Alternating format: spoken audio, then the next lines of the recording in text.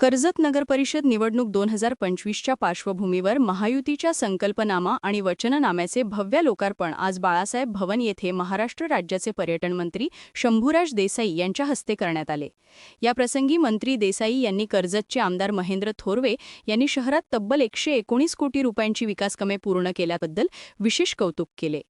कर्जत शहरात विकासासाठी 119 कोटी रुपयांची कामे करणारे आमदार महेंद्र थोरवे हे तुम्हाला लाभले, हे कर्जतकरांचे भाग्य आहे, असे उद्गार त्यांनी काढले।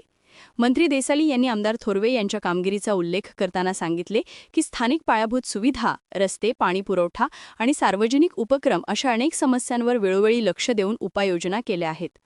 तसेच कर्जत तालुक्याच्या नैसर्गिक सौंदर्य आणि पर्यटन क्षमतेचा उल्लेख करून त्यांनी आमदार थोरवे यांची कर्जतला पर्यटन तालुका म्हणून घोषित करण्याची मागणी पुन्हा एकदा उपस्थित केली। आम्ही केलेली कामेच आमची खरी ओळख आहे, असा विश्वास त्यांनी उपस्थित जनतेसमोर मांडला। या कार्यक्रमाला मावळ लोकसभा मतदारसंघाचे खासदार श्रीरंगाप्पा बारणे, आमदार महेंद्र थोरवे आणि पनवेल विधानसभा मतदारसंघाचे आमदार प्रशांत ठाकूर यांची प्रमुख उपस्थिती लाभली। भाजपा, शिवसेना आणि आरपीआय पक्षांचे पदाधिकारी, कर्जत नगर परिषदेच्या नगराध्यक्ष पदाच्या उमेदवार डॉ. स्वाती लाड तसेच नगरसेवक पदाचे सर्व उमेदवार आणि कार्यकर्ते मोठ्या संख्येने उपस्थित होते।